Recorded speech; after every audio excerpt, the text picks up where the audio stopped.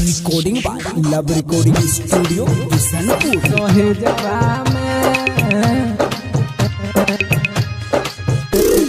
DJ Kranti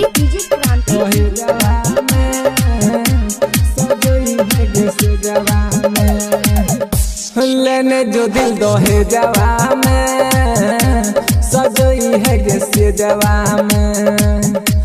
लेने जो दिल दोहे जवा में सजोई है गे जवा में।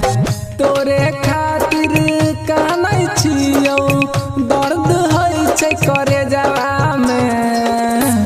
लेने जो दिल दोहे जवा में सजोई है गे जवा में।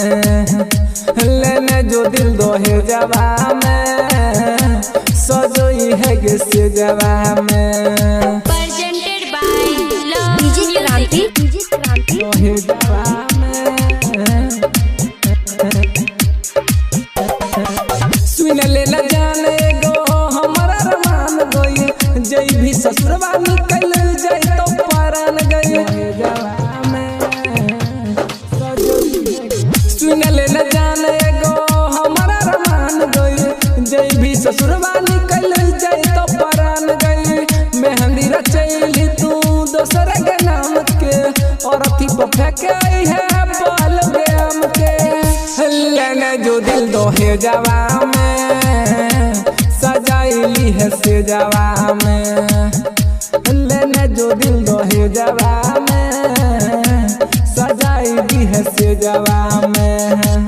तोरे खातिर कहनै छियै दर्द होइ छै करे जवा में।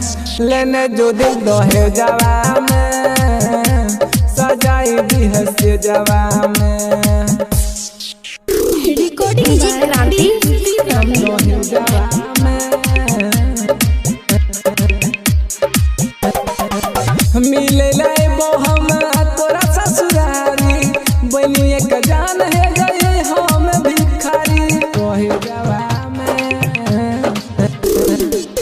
मिले लाइबो हम तोरा ससुरारी। बनी एक जान है गए हम भिखारी। राइटर प्रिंसवा के धरली बेमारी। बिलकुल मुन्ना मरतौ तोरे दुआरी। लेने जो दिल दोहे जवा में सजाई दी है से जवा में। लेने जो दिल दोहे जवा में सजाई दी है से जवा में। तोरे कारण कानै छियौ दर्द होइ छै करे जवा में।